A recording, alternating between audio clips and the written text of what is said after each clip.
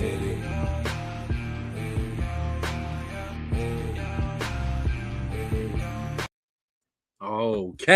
Welcome, everybody, to another episode of the Straub Bros Sports Show. Back rocking with you. Big bro Ken, here with little bro Drew. Little bro, how we doing? Oh, you know what?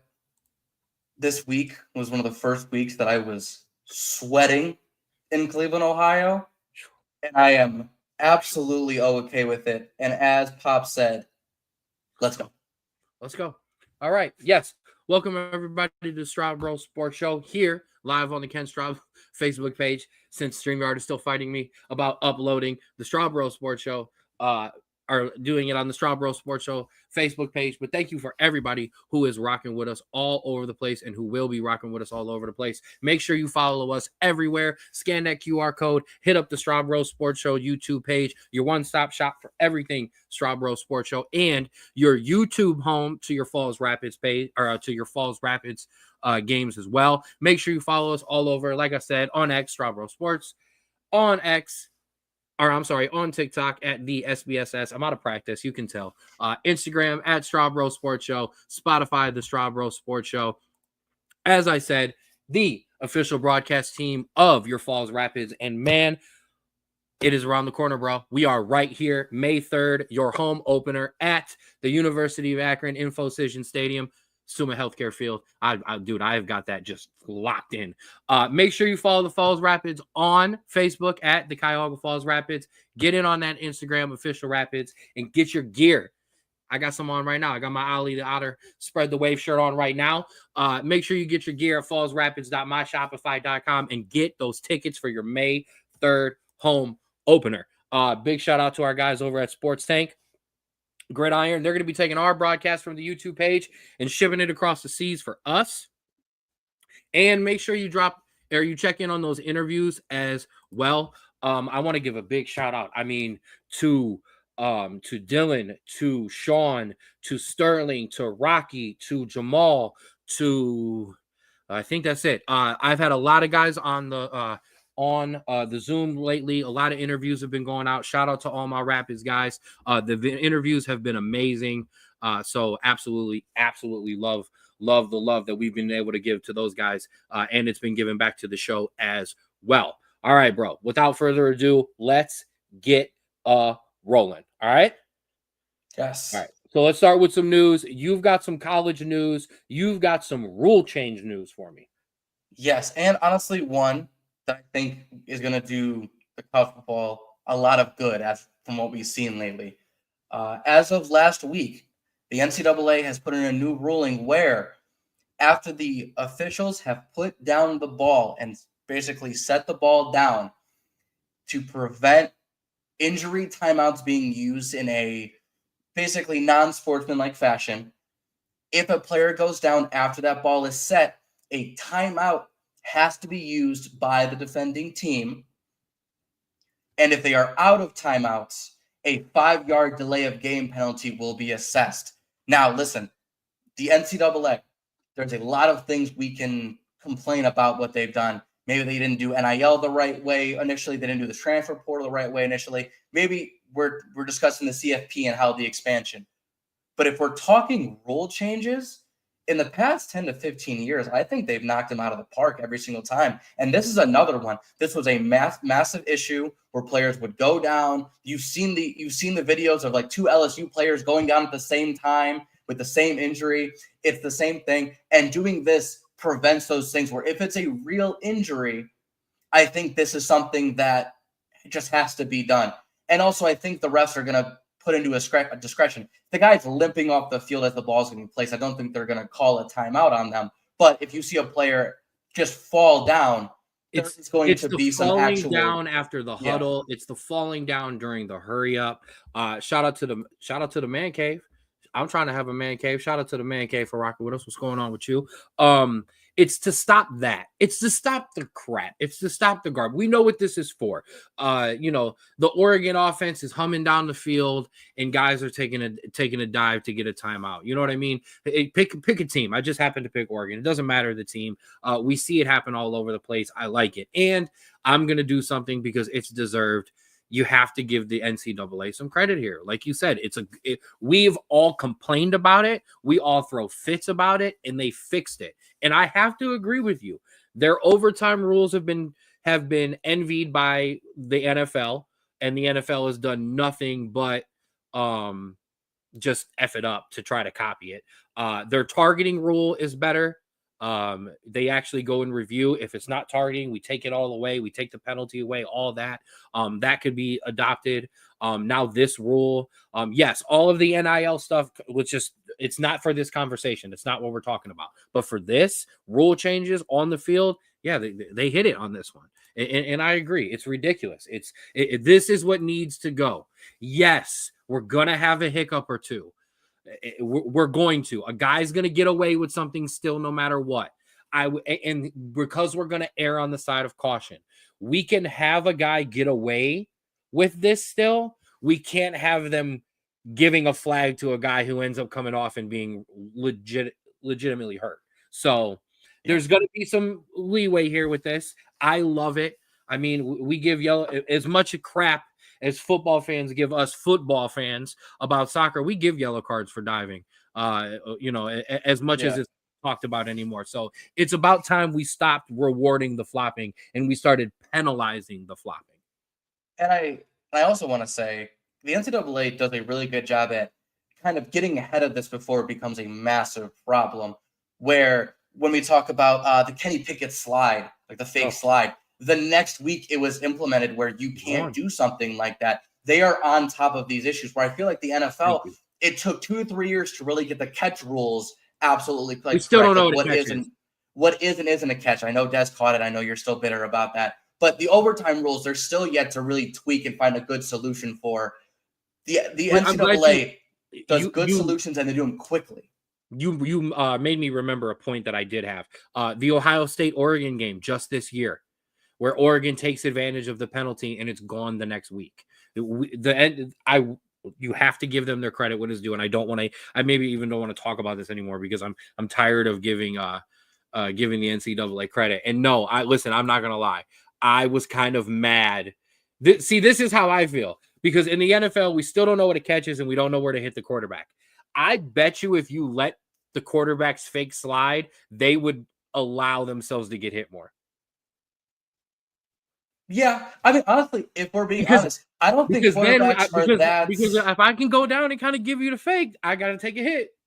Honestly, I don't even think quarterbacks are that afraid of getting hit. I think that they're just like, listen, it's the rule. I'm going to justify the rule. But if it wasn't called as often, they'd be like, yeah, I'm getting hit, whatever. I think that's more of just how the rule is called and the players actually advocating for it. I 1,000% agree. They're taking advantage of a rule. Although, and listen, it's a $1 billion business ran by quarterbacks. They need their quarterbacks.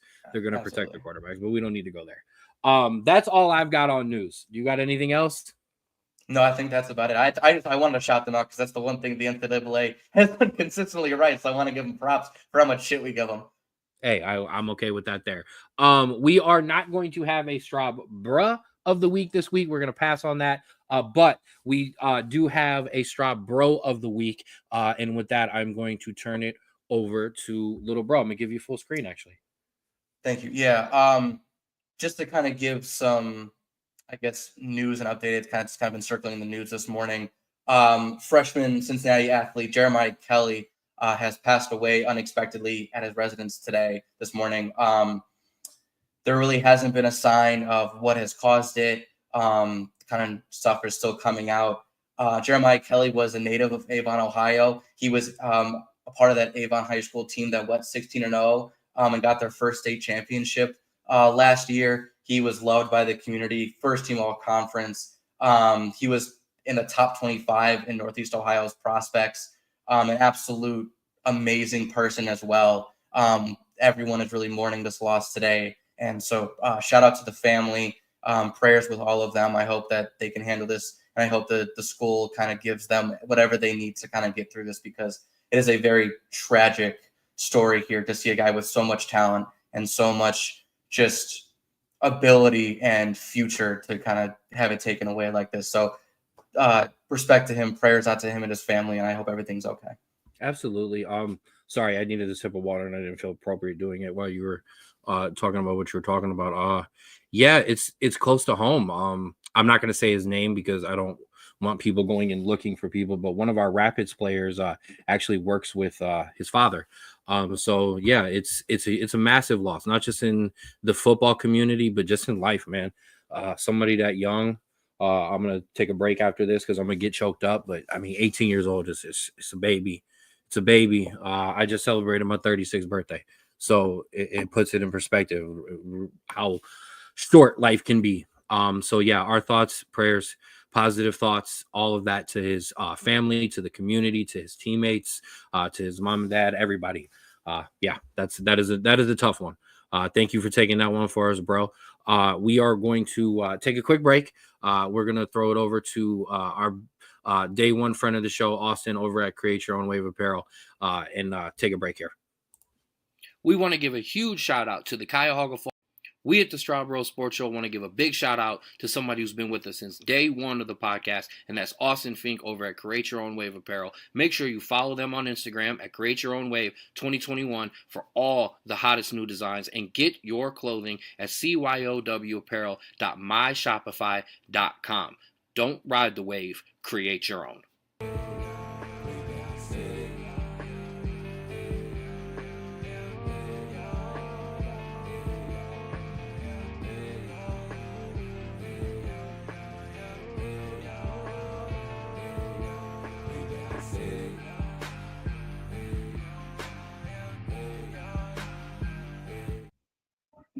All right. Now, Drew, last couple weeks we've been talking on this show. All we've been talking about with the Cleveland Cavaliers is, man, just do it in the playoffs. We don't really care. Get to the playoffs. Get to the playoffs. Well, hey, guess what? We in the damn playoffs, bro. And it wasn't just the Cavaliers. We had the rest of the NBA as well. Yes, sir. I don't want to necessarily roll through every single score, but what, before we get to our Cleveland Cavaliers, jumped off the most to you, I should say, about those game one scores? I think there was two that really stood out. I think to me, the Oklahoma City, I think one is the most obvious. 51 points against a Memphis team that is good, but I think this shows just how much of a gap Oklahoma City is on kind of the rest of the Western Conference to beat a team that badly. Now, obviously, John Moran has come out and said, we're never going to play like that again. It's obviously yet to be seen. But that's a big one to look for coming up.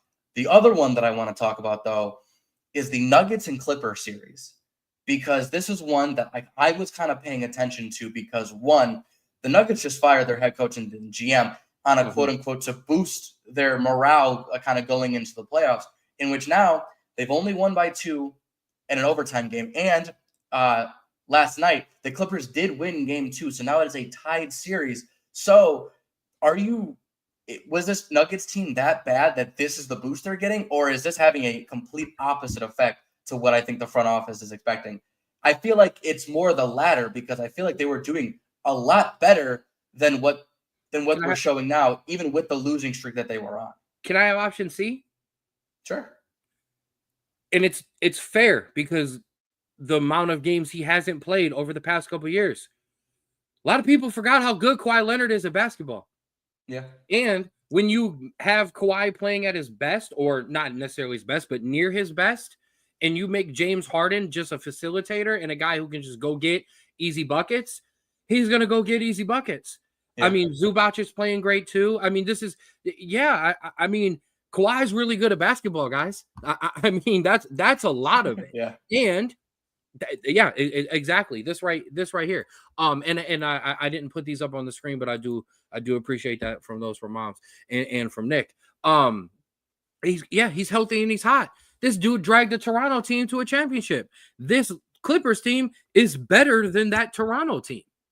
So I think you have that, and I think you have some issues in Denver. Not issues. I mean, it's 1-1, but this team's not going to run through the West anymore. They're not the same team. Russell Westbrook came up really big for them in game 1 down the stretch, basically won the game for them. But Russ is going to lose them a game too. And that's no disrespect to Russ. It's just what's going to happen. The other teams have caught up to the Nuggets. That's part of this too. I mean, their seeding tells you that a lot about that as well. So I think that's the biggest part of that. Here's something that jumped off for me, and this is not necessarily a team thing, but a personal dig. And I'll leave the score up while I say it, but then we can bring it down to have the conversation. And this is all I'm gonna say. All of this face of the league talk that we're having, okay, over the past couple weeks and months between LeBron and the media and Kevin Durant and Anthony Edwards and Stephen A. Smith and Windhorst and all these guys going back and forth. One of the issues I'm having is if Giannis Antetokounmpo is supposed to be one of the faces of the league, he should still be able to drag his team past the Indiana Pacers. I understand that they don't have Dame Lillard, but you're supposed to be that guy, right? Yeah. Like that's who you're supposed to be. And to touch on something else, yeah, this is the other underrated part about the Clippers as well. They're a top 5 defense too, and they've been playing outrageous basketball over the last like 25 games too. So that's another big one. But yeah, well, where's Giannis? No, I think you're absolutely right. I think Giannis is one. He did blossom a little late, so I think we are seeing. We saw a smaller prime, and I think maybe we look at LeBron's 20-year prime, and we kind of want to put it towards everyone else. But I also agree, though. I think that we boosted up Giannis, and he got his championship, and he dragged a lot of these teams that maybe weren't as good to these championships. But I think we're expecting Giannis to continue, which is fair about our stars of the league and faces of the league. I absolutely agree. But I also think that Giannis is a very talented player with a very limited skill set. But what he does do well, he does really, really well. This is true too, though. Like what Indiana is doing, right? I think you shut him out, and I think that's why maybe we're putting too much high expectations on Giannis, or maybe it's just that Giannis is getting older. This is why we should. The others. This is why we should appreciate LeBron's greatness. I need you to scoot a little closer to your mic because as you get animated, you get further away. And I want people to hear you. And yeah, like this is the other thing. There are matchups that really hurt Giannis. Siakam and Bam. No offense, when he plays the Cavaliers and we throw Mobley and Allen at him, we have given him problems. So it's been documented that you can give him some issues. That team is not the same. It's not healthy. I understand all that. What I want to do with that conversation is just appreciate LeBron James's greatness. That's what I really can't want. Believe this turned into a LeBron conversation. I can't believe it. Because and also it's game 1 for the most part. So all of this is overreaction. I mean, one of the things we didn't talk about is the fact that said LeBron James and the Lakers lost to Anthony Edwards and the Minnesota Timberwolves. I mean, yeah, that's a big one. We're not used to as Cavaliers fans, and recently LeBron with the Lakers. I mean, we're not used to him kind of being in these holes like this. I'm interested to see what happens tonight. I mean, obviously we're going to find out with game 2. But I mean, yeah, I have faith that they'll be able to come back. I do want to mention, because it is worth talking about, 2 of the other teams before we do head to the Cavaliers that we talked about being the 2 of the best teams in the league, and that is Oklahoma City, who took care of Minnesota in game 1. Game 2 of that is tonight, and then Boston, who took care of Orlando in game 1. So obviously for the Cleveland Cavaliers, the teams that we want to see ahead of them are there. But let's talk about it. 121-100, Cavaliers over your Cleveland Cavaliers over the Miami Heat. The one thing I'm going to say about this series, I wish I would have said this at the beginning, but we didn't have a show. It could be a sweep, and it could go 5 games. Every one of these games is going to be tough. Because Miami is a very well coached team. They play good ball. It is what they do. It's going to be a good game. But I still expect the Cavaliers to continue what they kind of did in game 1, which is push leads out, let Miami rally, push leads out, let them rally, and then kind of take over in the fourth quarter.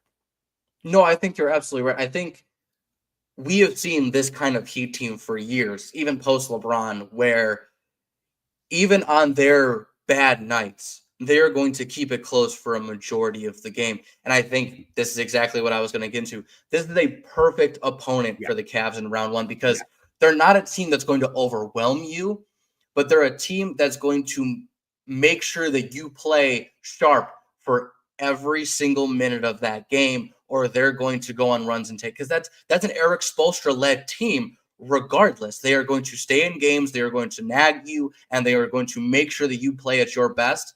And that's going to be absolutely crucial in the later stage games. And if they're getting that practice now, it's going to be much easier to stay like that in the later rounds. And I think that's absolutely perfect. Now let's dive in. Two things I want to talk about. Nick brought up one, Mom brought up the other. First things first, yes. Donovan Mitchell, 35 and 4, 5 rebounds, 4 assists. Only 2 for 9 from the 3.9 but 11 for 19 overall. A decent shooting night. And yes, a man on a mission. A guy who was struggling from the 3-point line, but was making every play that needed to be made. That was the difference. And I'm gonna eat some, and I'm gonna throw a lot right back at y'all. Darius Garland, yes, needing to stay consistent the way he played in game 1. However, Ken's not going to eat a lot, because do you know what I noticed about that game? Did you notice it, Drew? Did you notice where a huge chunk of Darius Garland's minutes were played in game 1? Off the bench with the second unit, and he was tearing up Miami. And not just as a unit. Yes, sometimes they would come back when that second unit would come in, or when Miami would leave the first unit in. But Darius Garland never let that second unit get out of control.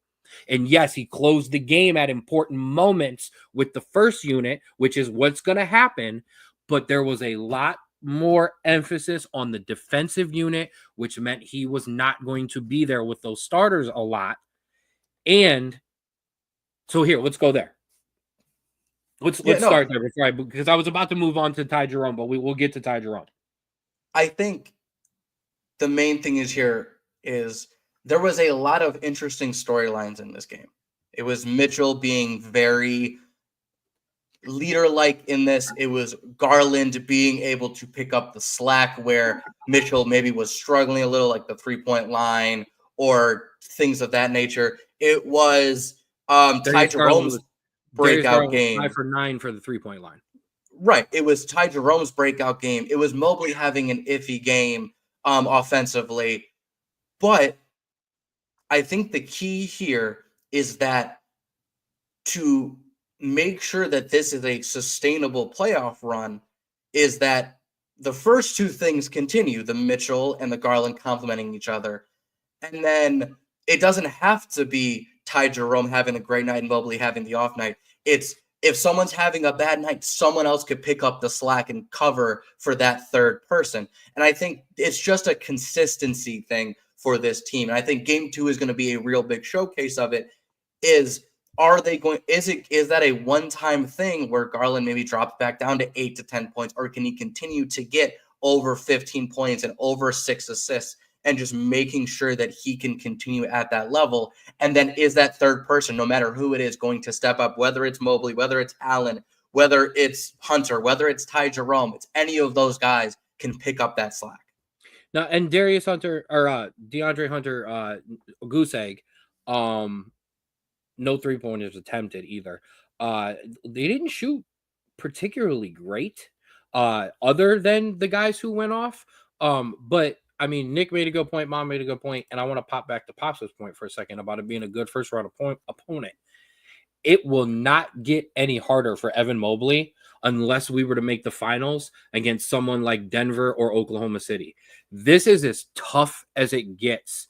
Bam is a monster. Bam is an all-star. Okay, this is as tough as a matchup as is going to be in the Eastern Conference. So I like this because the guards are going to have to carry us, because that is where Miami is weak. They're not going to be able to run. They've got Tyler Hero. Okay, so let Tyler Hero go off, and you're going to be able to kind of get at the rest of these guys. I mean, I know Andrew Wiggins is there, but he's just not I mean, he's a complimentary player at this point. He's not an all-star. So I mean, yeah, I don't see this going any different for the Cavaliers. Like I said, I see this. It could easily be a sweep, but these games are not going to be easy. And I know 21 points, you might think, oh, that's a blowout. They turned it on late in that, or early, mid, late to fourth quarter. It was a close game back and forth, throughout the majority of it. Ty Jerome, I mean, come on. I mean, if you've been with the Cavaliers, you've been following the Cavaliers, week in, week out. This isn't a surprise. You were ready for this. So it's not a surprise. Like I said, it's not a surprise. 28 points, 5 for 8 from the 3-point line, 10 for 15 from the field goal. I mean, this is the formula. Now, a lot of guys, I will say this, we talked about it, the minutes getting restricted. I mean, yes, he did empty the bench, but for the most part, it was a 5, 6, 7, 8, 9-man rotation. Yeah. So this is playoff basketball. I mean, you see who's gonna play. I look for Evan Mobley to have a bounce back game here in game 2 on Wednesday. The days off are weird in the NBA schedule there. Cavaliers don't play till Wednesday. But yeah, I see Evan Mobley having a bounce back game. Like I said, I would love to see Garland be able to carry this. I think it stays with this role. I think this is the perfect role because not only does that second unit have Darius Garland running that pick and roll with Jared Allen and Darius Garland shooting, now anytime that doesn't work, where's Ty? Let Ty now facilitate some offense and let's get it going. So yeah, I like this. Yeah, and I kind of want to make a little joke here, but no offense to the guy I'm going to mention. Ty Jerome and how he performs is how we as Cavs fans thought in our mind Matthew Dellavedova was during that championship run. Because listen, I love Delly, and Delly's he was very, very limited, but was a really scrappy guy. Ty Jerome is that player that can get you 20 points on any given night if he's feeling it and can play okay defense. And I think that's where I wanted to make no offense to Delly whatsoever, because listen, love Delly to death. I think Ty Jerome is a more talented player. Exactly, and I think he is a leader of the second unit better than what Delly could have been. And I think it's really crucial, especially for this team that is great as the first line, but needs that second line to just stay and be consistent. In order to win championships, you need guys who my man Bill Simmons calls irrational confidence guys. And it's funny, as Cleveland Cavaliers fans, we had one of the most ultimate irrational confidence guys, and he is the reason we won a championship in J.R. Smith. And if you look back at that game 1 in which we lost because he called the timeout and wouldn't pass LeBron the ball, he lost us a game. That's the give and take there. But when you are able to kind of contain those guys in minute wise and unleash them when it's time, it's a valuable weapon, and it'll be able to take us far. So as long as the defense stays like this too, they'll be all right. All right. We're not talking about our Guardians. They all right. Sad to see what's going on with Tristan McKenzie. He was DFA'd. I mean, Danny Salazar 2.0 is kind of unfortunately what comes to mind. I hope Sticks gets it together. I really do. He's young, so there's plenty of time. There really is. It's just not working out here. Hey, and sometimes, unfortunately, a lot of what guys need is a change of scenery, not talking to the same people over and over again, some new ideas, some just new air to really get something out of a guy. And no one's claimed him on waivers yet. Maybe he passes through waivers and does, comes back. But it's one of those things where I think it's potentially the best case scenario for his career to go somewhere else and try something new, because I think it's one of those cases where he's, I think, either trying too hard or hearing the same things over and over again and just not getting any better results. And maybe not fully healthy too, but like I said, I hope he's able to get it together. As for the ball club itself, it's kind of funny. I'm not going to yell and I'm not going to scream because I made the prediction that this team was going to be a wild card team. So they're kind of playing like a wild card team, or and kind of not as good as last year, which is I said they were gonna be. I do want to mention though, Kyle Manzardo is who a lot of you thought Bobby Bradley would be. I'm just gonna point that out. That man can rake. Yeah. And I'm gonna give it another week, okay, and then we're gonna start to discuss whether or not we really lost the Josh Naylor trade, not just lost just in general, but if we really messed up there. I think it's worth the discussion, and that's no disrespect to Kyle Manzardo or to Carlos Santana, because Carlos Santana's been playing great defense. I know the bat hasn't come alive yet, but and the way Manzardo's hitting the ball, like there's the prospect is there, the future is there, but man, do you see what Josh Naylor is doing over in Arizona? And I want to give it another week too, because then we need to have another conversation about Bo Naylor as well. For sure. So, but we will talk about the Guardians more next week. We will definitely dive into more NBA and Cavaliers. But come on, it is time. Straub Bros Sports Show 2025 NFL Draft Special. It is time to get rolling. Okay, no, Pops, we're not. I don't even want to talk about Class A. I can't. Next week, I'll give him another week to blow in that ERA way further. But like I said, the Straub Bros Sports Show NFL Draft Special. Straub, I'm going to let you take the wheel and drive. You have been working very, very hard on this to the point where you were going to do the damn show by yourself if I didn't get involved.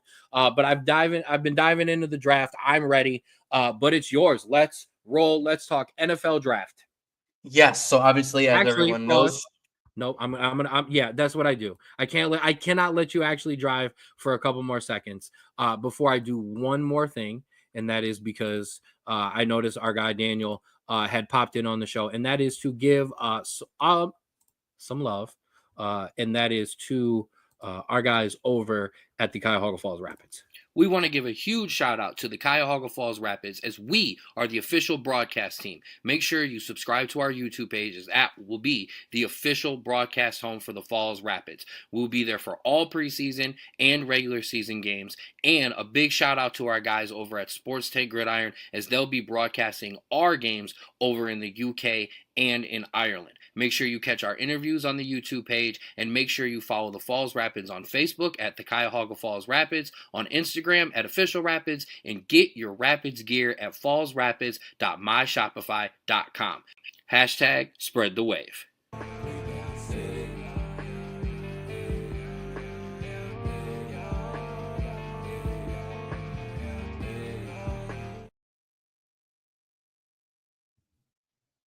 To you, listen, Mr. Fielding is in the building. Mari is in the building. The cornerback crew for our Rapids. Like I said, May 3rd is right around the corner. The University of Akron Infocision Stadium, Summa Healthcare Field.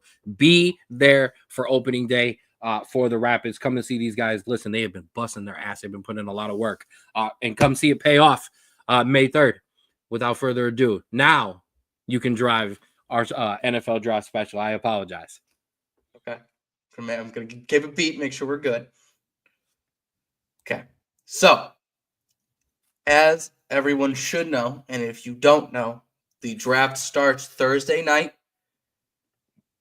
Tennessee is on the clock. They've been on the clock for months now. And we are going to go into this big coverage. Now, before we talk about pick by pick, best players available, there has been some lingering topics talked about basically for 2 months now. And I want to get your thoughts on some of these topics, Ken. All right. Question. Listen, you've heard from Mel Kiper. You've heard from everybody else. It's time to hear from the bros. Question number 1. Ken, is there any reasonable explanation why Cam Ward should not go number 1 to the Tennessee Titans? Bring this full screen. They would be the stupidest team in the draft to not take Cam Ward at number 1. One of the things, I'm glad you asked this question first because I get to go off for a second.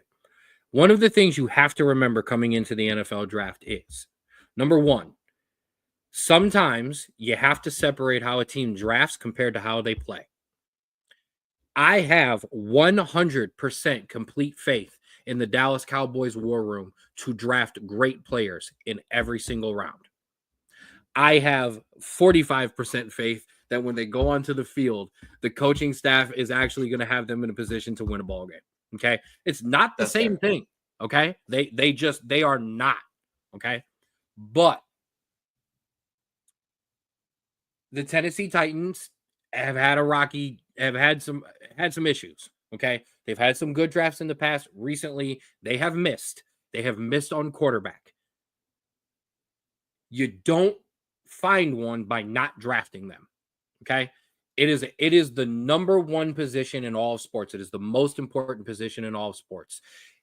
They don't get signed through the offseason very often in order to change a franchise. Yes, there's guys that come along who can do it. A Tom Brady going somewhere else. But look at the name that I just mentioned. It was Tom Brady. Okay. Guys, it's usually guys that you draft. Patrick Mahomes, Aaron Rodgers when he was with the Packers, Tom Brady with the Patriots. You know what I mean? That this is, Troy Aikman with the Cowboys, Joe Montana with the 49ers. Name the team. They come from the draft. You got to take the guy. Now, in terms of my best players in the draft, I have him third, but he's the number one quarterback. Tennessee needs a quarterback. This is a no-brainer. You take Cam Ward. Now, I do want to say this, though. I agree. Mobile quarterbacks who run for the sake of running don't win Super Bowls. As much as I have watched Cam Ward, I do not believe that that's the type of quarterback he is. I believe he is what we talked about, and this is what I've said. Josh Allen and Lamar Jackson sometimes run because they just want to run. Patrick Mahomes and Joe Burrow take off when I need a first down when it's important. And that's what Cam Ward does. Cam Ward says, okay, this isn't working. I'm taking off. And if it wasn't for the fact that Miami had an atrocious defense, he would have been in more games. And what I can say is the games that Miami lost were not because of Cam Ward. So I think this is a no-brainer. Tennessee Titans, Cam Ward, no-brainer.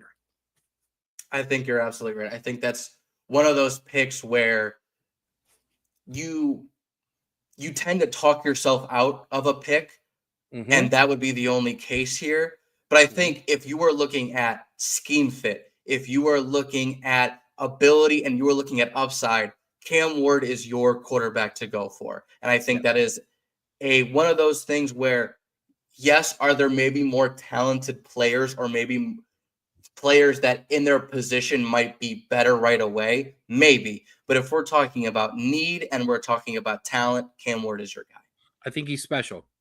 Now, that has nothing to do with what I'm going to say about the other quarterbacks. That's not a diss to any other quarterbacks. I think Cam is special. Go ahead. Absolutely. All right. Now, number 2 comes with a preface. There was an interview with top 5 pick most likely Travis Hunter, where he quoted saying, "I would rather retire than to not play both sides of the football in the NFL." Ken, are teams scared now to draft Travis Hunter after his comments about playing both ways? So it's funny that you're asking me this question when I've answered it somewhere else, so I get to kind of grab my answer and bring it back because this is 100% how I feel.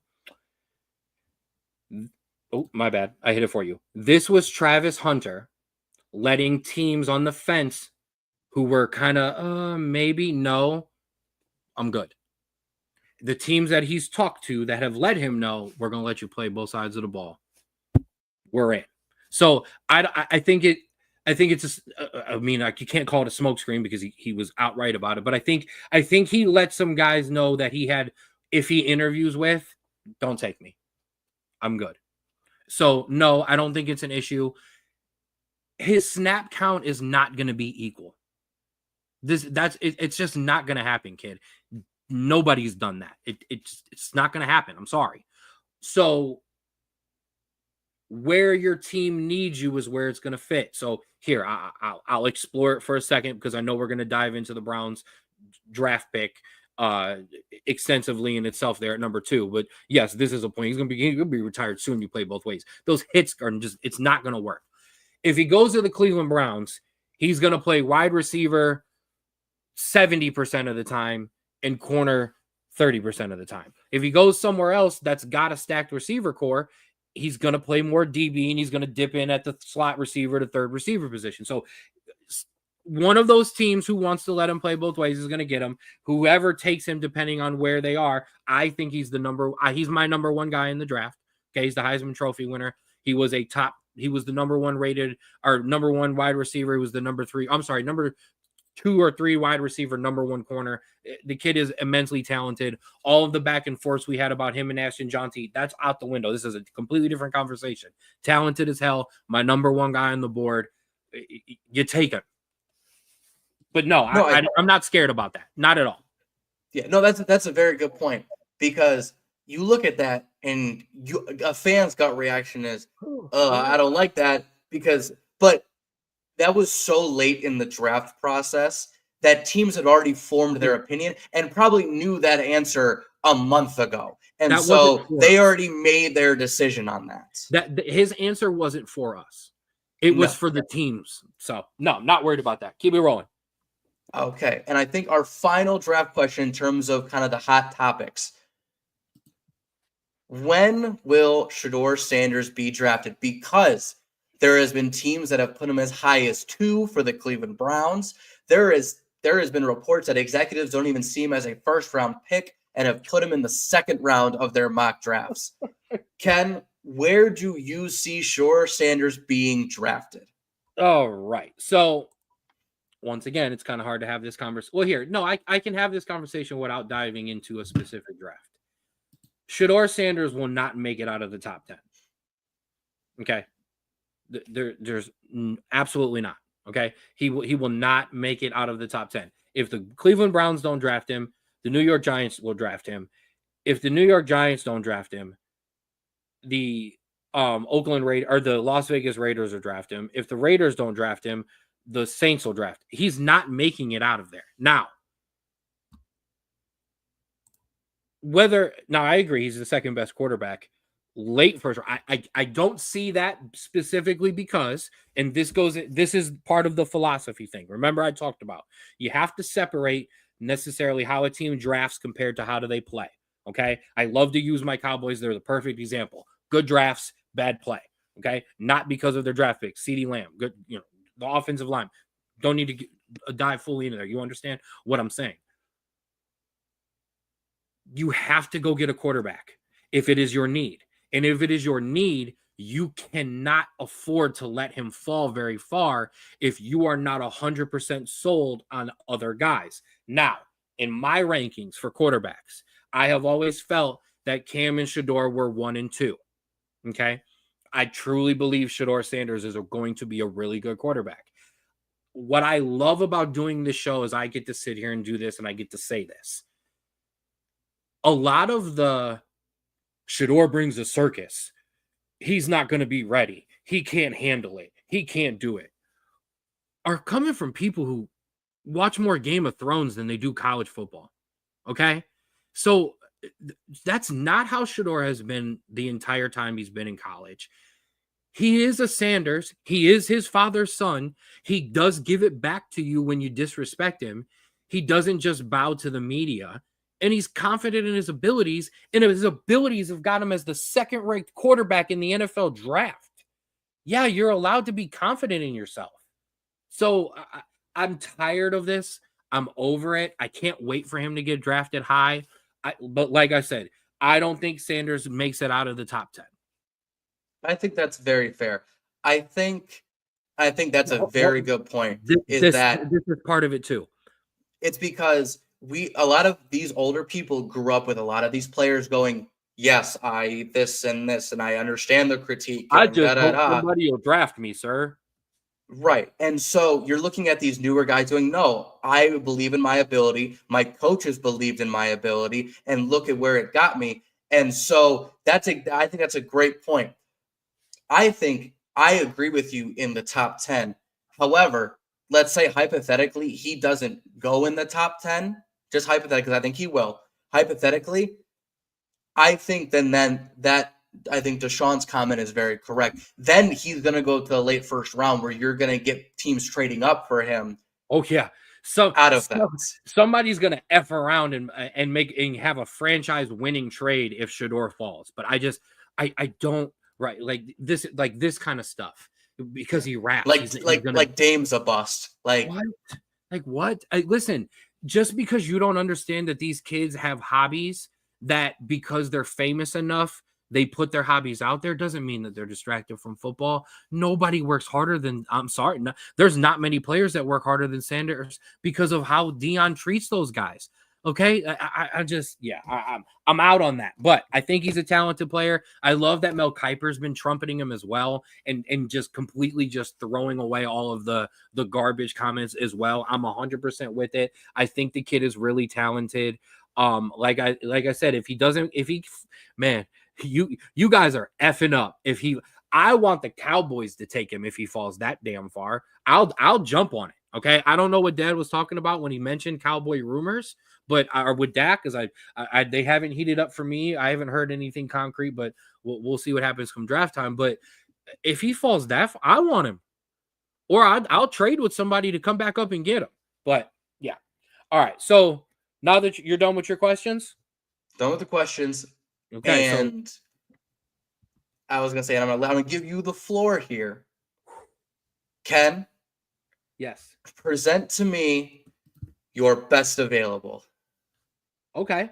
All right. So they are instead of Mel's best available, we got Ken's best available from the jump.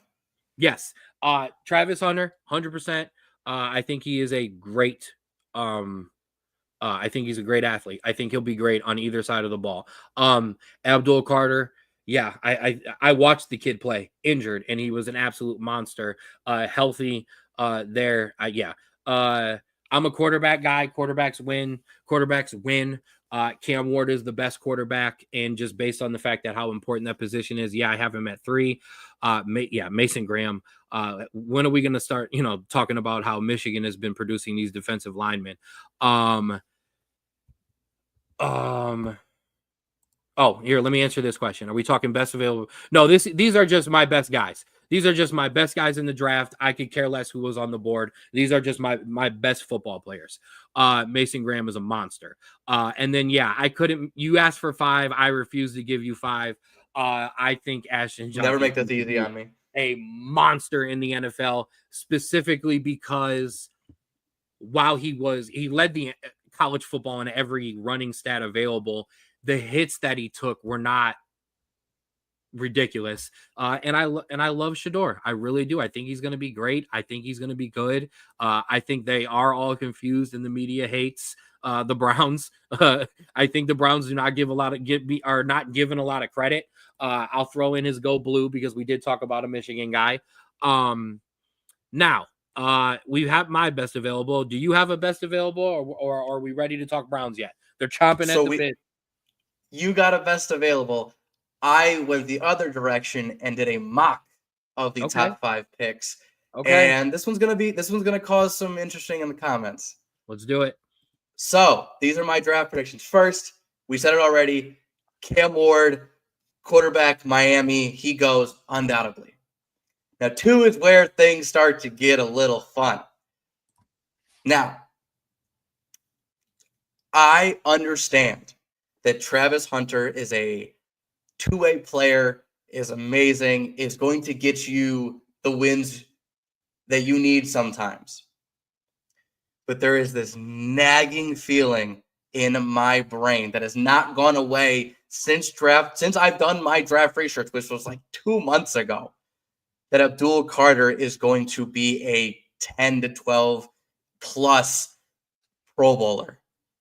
I think this is a guy that is just unreal when it comes to it. And I think in terms of people on the board, Travis Hunter is closer to the rest of the field than Abdul Carter is to the rest of the edge field. And I understand that people don't like this pick that it's a waste of a pick because you have Myles Garrett. I understand this. Oh, you got me. But we have said as Browns fans for years that if we could get a guy to the opposite of Myles Garrett, that would be key to this defense. And that is exactly what I am getting in this.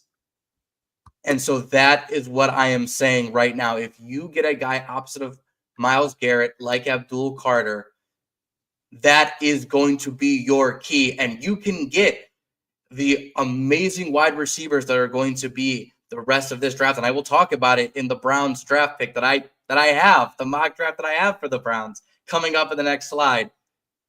But I love Abdul Carter and I love Travis Hunter, but I can't get out of my mind that Carter is going to prove to the teams that didn't draft him that they were stupid 10 years down the line.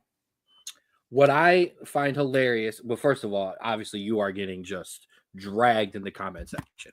I mean, I get it. Nick I knew it was unpopular. I knew it was going to be unpopular. Martell flat out says, shout out to Tell. I throw some comments out without giving him a shout out. If they don't take Sanders, and trading back is the only option. Deshaun, if defense wins championship, if still won championships, I would agree. Nick flat out called him Chase Young. So you started the Browns conversation without me having to start the Browns conversation. So let's have the Browns conversation. So I will attack this from two different points of views. And it was what I talked about. So I will attack this from what a good organization, okay, that has drafted really great in the past, has maybe won some Super Bowls, has had a good success at drafting quarterbacks. What they would do with this number one or this number two pick is probably what you say.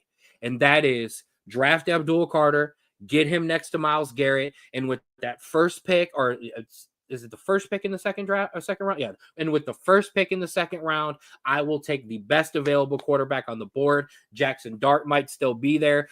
If you don't take Shador, the scramble for Shador will happen. Jackson Dart, Jalen Monroe still available. Tyler Shaw, Louisville. Will Howard, Ohio State. Quinn Ewers of Texas. A lot of people keep mentioning Kyle McCord. I think definitely deserves a shout out there. People keep saying Riley. Yeah, people keep saying Riley Leonard. I appreciate that, but we're not going to do that. That's what they could do. Okay, or maybe even trade back if there was somebody they really, really wanted. But here is the problem. Okay, with what you're saying, and I agree. Putting Abdul Carter next to Myles Garrett would be amazing.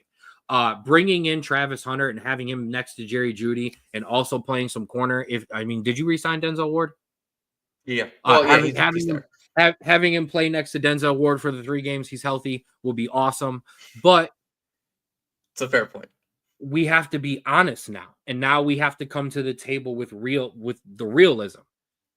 The Browns have not been an organization that has shown we can go get a quarterback when we're ready for in the draft. Okay. I don't have to bring up that damn list of quarterback names. Okay. What I do know is when you take top quarterbacks recently, you actually haven't done that bad. Baker Mayfield's still in the league. He's still there in Tampa Bay, leading them to the playoffs. A lot of Browns fans would sell their homes to have him back over Deshaun Watson and Kenny Pickett and whoever else. Okay. I am one of them. Mm-hmm.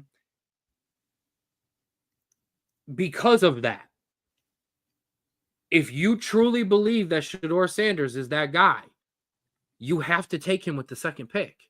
Now, if the Browns are not sold on him, I understand that. But if he's at the top of your board because you know Cam is going to Tennessee, then you got to take him. You have not been an organization that. Now, here is the one thing I will give the Browns. Your number one picks non-quarterback have hit. Everybody told you to take a quarterback. You took Joe Thomas. It was a great pick. Everyone told you to take a quarterback. You took Myles Garrett. It was a great pick. Everyone's telling you to take Shador Sanders.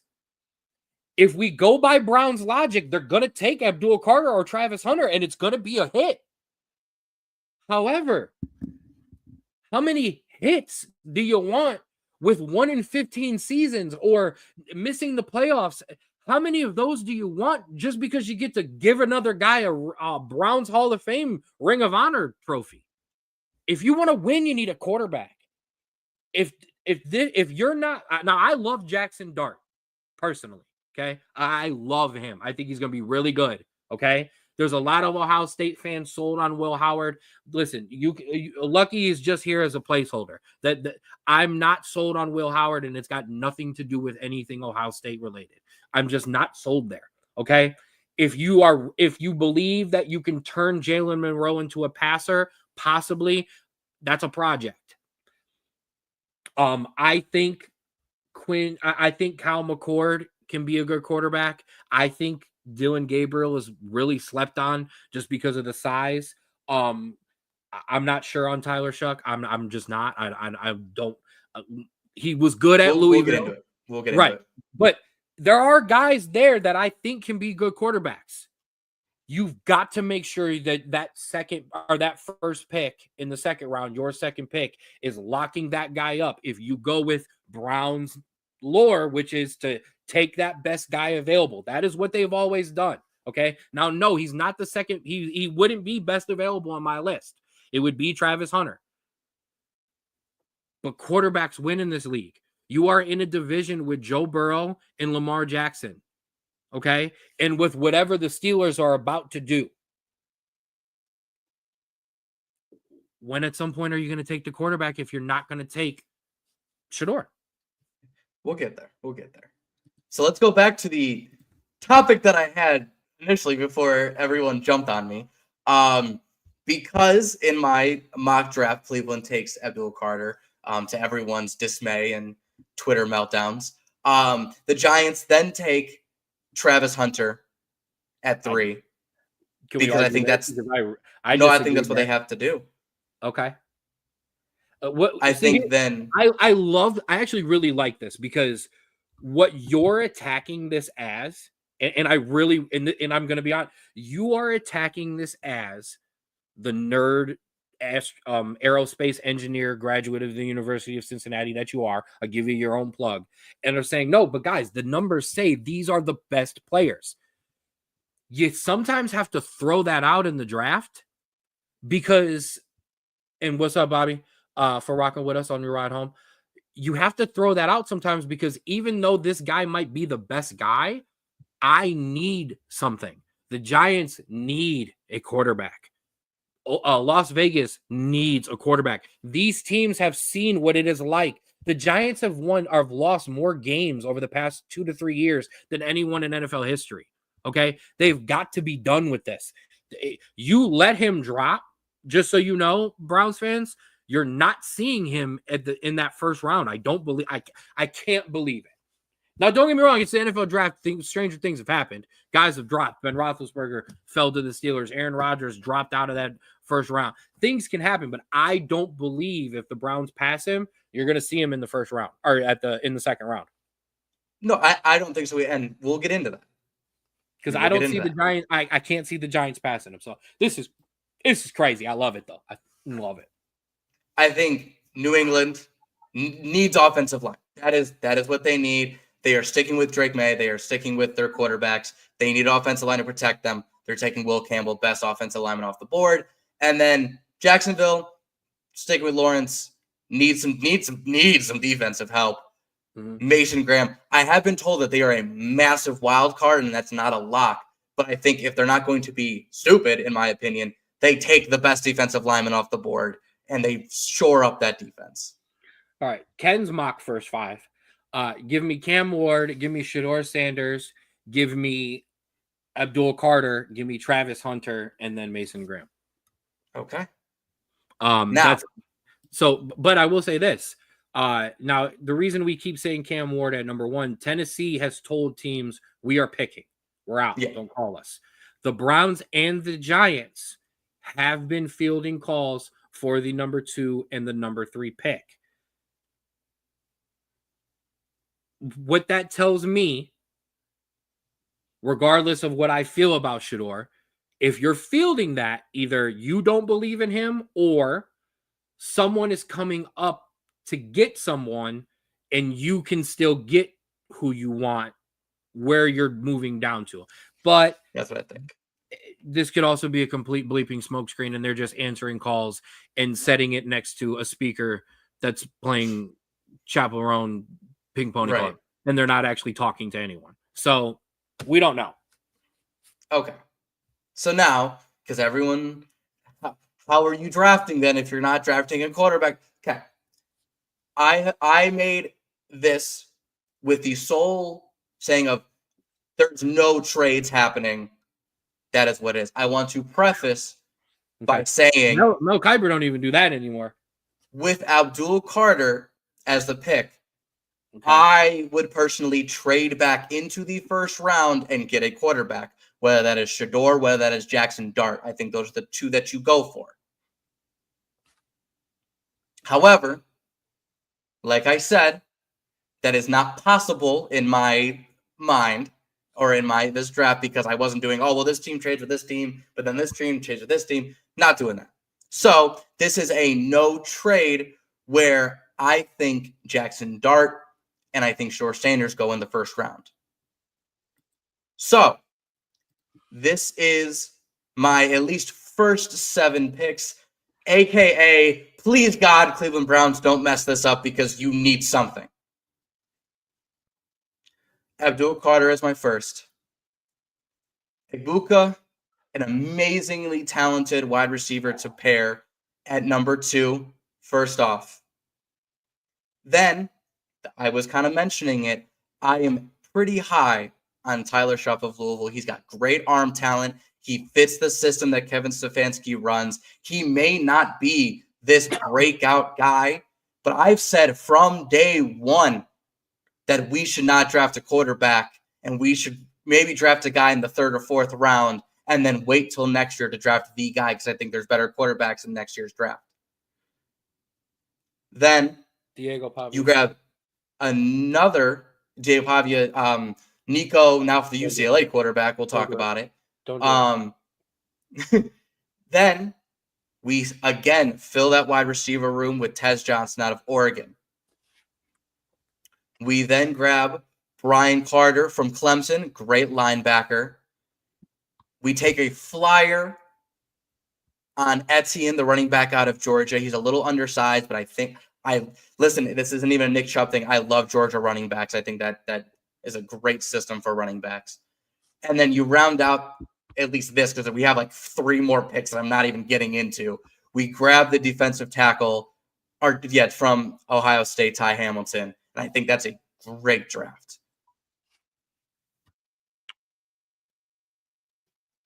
But there's all its premises on that we don't trade up and get a Shore Sanders or Jackson Dart, and they are taken in the first round because I think that they will. And let's say we don't trade up. If this was a fifth, we'd all be drunk. Yes. If that is what you could tell me come Monday morning was 100% for sure the Browns draft, I would actually say that is a really, really good draft. Okay? That is a lot of ifs. Oh, 100%. Specifically, I don't believe you have an issue with your first 2 picks. I think you would possibly have to move up to go and get your quarterback there, which would then cost you Tez, which would then kind of throw a wrinkle into this because you pairing him with those 2 wide receivers, or even those 2 wide receivers pairing with Jerry Jeudy to play with Kenny Pickett or whoever, it would be great. It really would. But that's a lot of ifs, bro. And that is the problem that we run into with this situation. Like, your organization doesn't have enough clout within its fan base to actually come through like that. And there's a guy there with a lot of hype and a lot of things surrounding him that make people believe that he could either be a complete bust or a complete star. The completion percentage is really good. Not a lot of offensive line talent, taking a lot of hits and still being able to produce. There's a lot there. So If you could produce that for me and you could make sure that happened, I would say you did a good thing, even though you didn't take Shador. There's a lot going on, though. I agree. And I think, honestly, trading up that third for maybe a next year's pick and then some of the later picks, like a sixth, a seventh, and next year's whatever, to get up to get Schuff and then keeping that Tez Johnson pick, I think that's doable. And so those first four or five picks, I think if you can snag those guys, I think that sets you up that even if Flacco, Pickens, and Schuff maybe aren't your guy, you have now just the base to go, okay, let's grab Nico, or okay, let's grab Pavia, or okay, let's grab Archie. You know? Like, that's the mindset here that I've had since the beginning. Is if you and I've kind of changed it where it was no quarterback. Now, if you can't get Cam Ward, my opinion, grab best available, build up around everything else. That if you finally need a quarterback, next year's draft is the one to get it. Because there's, in my opinion, there's 4 or 5 guys that are going to go in the first round, similar to Baker Mayfield's draft. And listen, the best one of them, maybe 1 to 2, was drafted by Baltimore for 22nd pick, and that's Lamar Jackson. So there is talent all across that board. Now, and there are options with your strategy, because honestly, if you did it, let's say you traded down, okay, out of that second pick, and you still took Jackson Dart or Tyler Shuck, you could still pair him with Mbuka. You would still have an extra third round pick for Tez. You could still build something there. So I could understand that. But like I said, it's those bright lights. They shine on bright stars for a reason. So, I get you. I'm also we've hit one good quarterback in the past 25 years. And so unless he's a lock, I don't want to take him. Because listen, the only man who has drafted a good quarterback for us is John Dorsey, and that man's in Detroit now playing for NFC Championship games. I'm not have good faith in Andrew Berry right now because of one, his Deshaun Watson deal, but two, I've looked back on his draft stock. Other than JOK, he really hasn't hit on many picks, and so because you're not drafting enough guys from the University of Notre Dame. We'll talk about those guys. All right, fine. Riley Leonard, bring him in. That's fine. All right.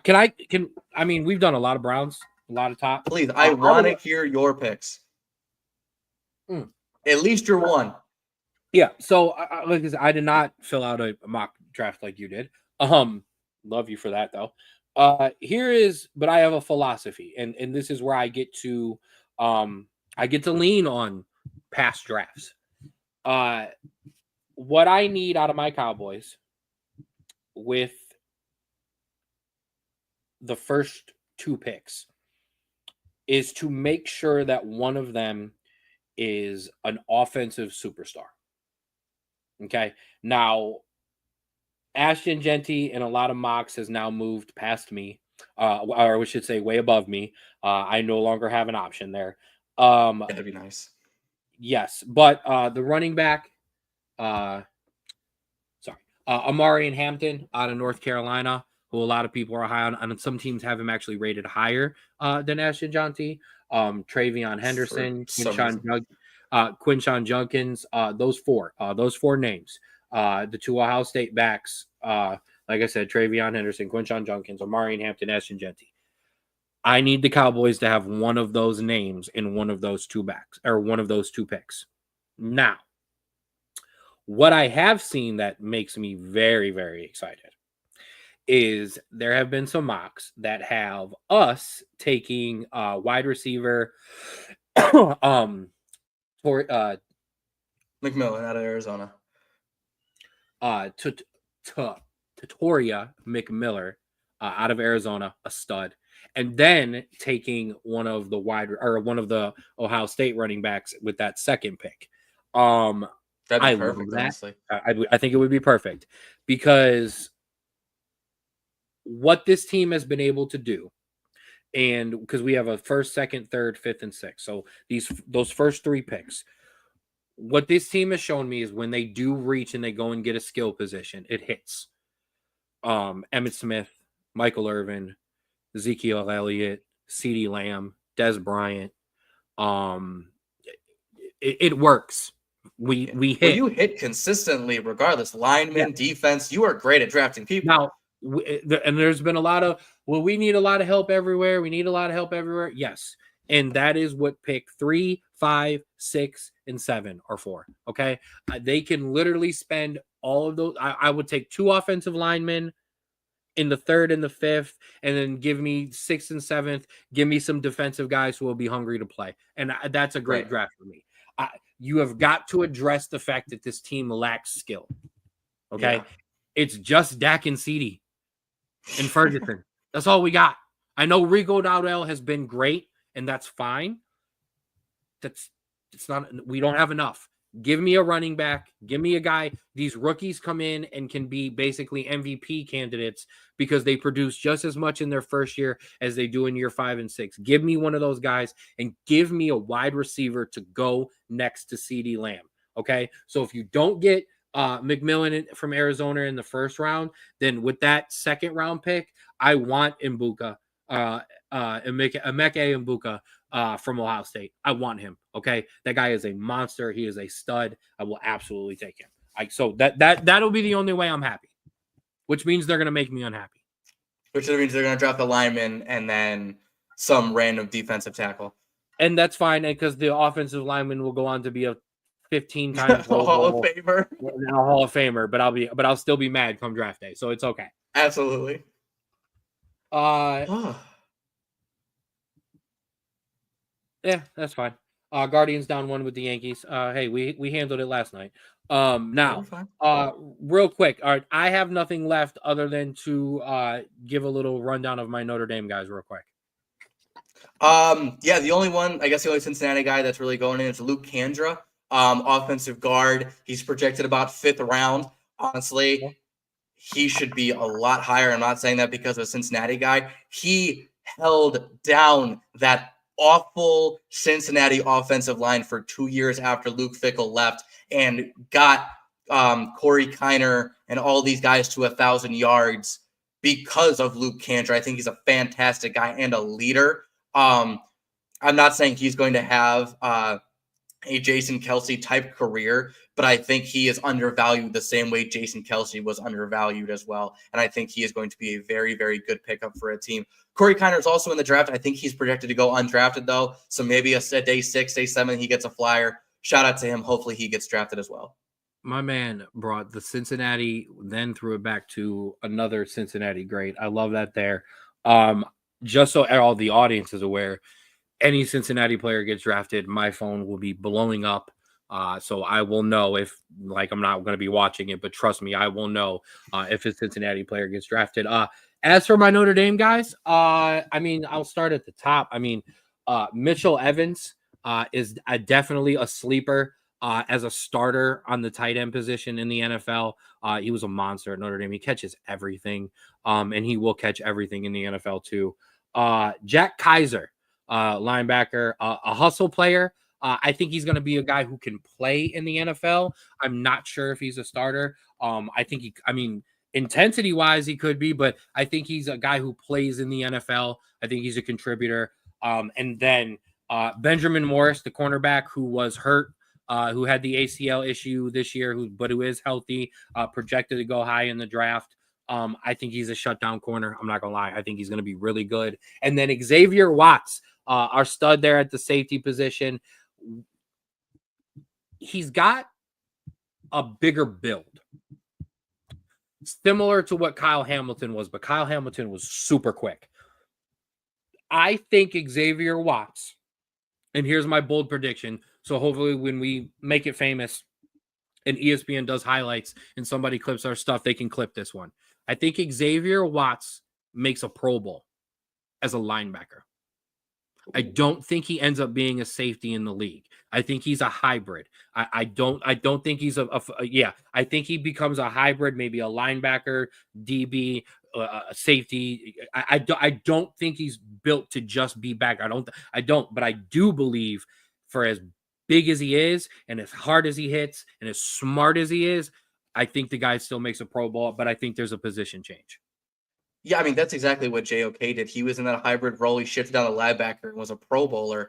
Absolute stud. And he played a lot of linebacker at Notre Dame, so I saw that, but I It's agree. true. I like that though.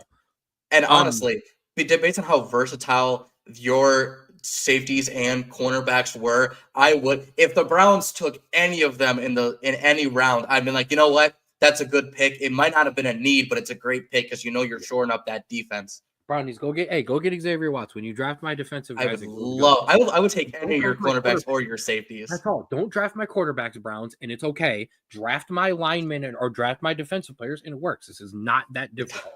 Neither of my running backs came out. Thank goodness. They're both at home with Notre Dame. But I'm going to talk about it. Riley Leonard is on the quarterback board. Mel Kiper. Let me see here because I do have it.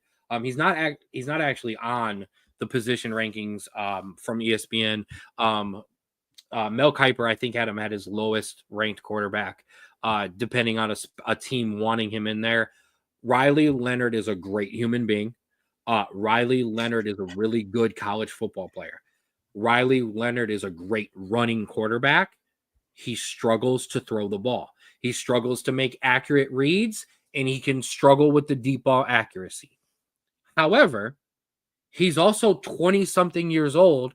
So if he goes into a team and he sits behind and he's learning and he's coming up, you could easily have him come out at 27, 28 and be a really great quarterback. He really could be, but he is an absolute project. So, man, I hope somebody drafts Riley Leonard the same way. And I don't blow up his phone for Notre Dame players, but if Riley Leonard gets drafted, you will hear from me. I hope he does, but I don't see it happening right now.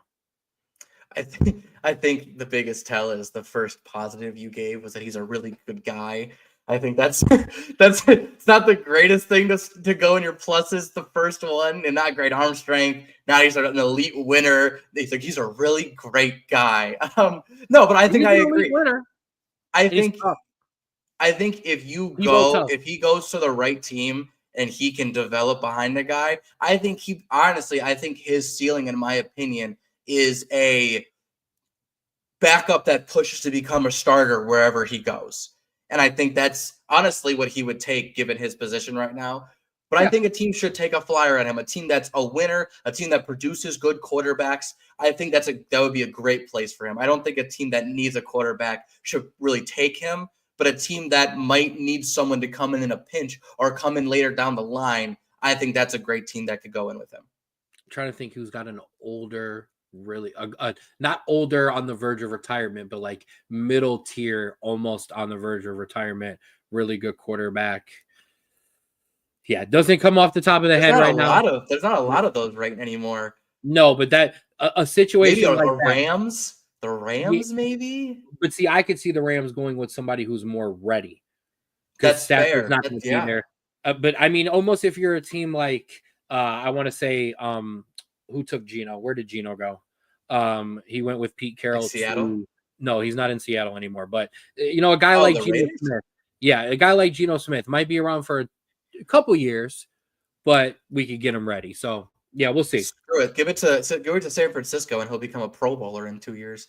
Hey, I wouldn't be. Well, I would be mad because then he would be beating me at some point. But hey, all good. All right, I'm out. Yeah, I'm done. You have exhausted my. You have exhausted my NFL draft knowledge and all of the things that I have done. I want to give a big shout out. Obviously, like I said, get your tickets for the Falls Rapids home opener May 3rd. We will be up in the broadcast booth.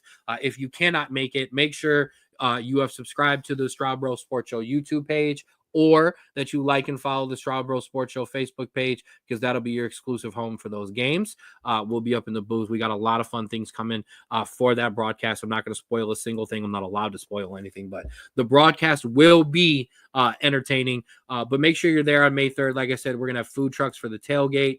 We'll have a kids corner section for the kids. Kids 10 and under are free. Adult tickets are $20. Come on.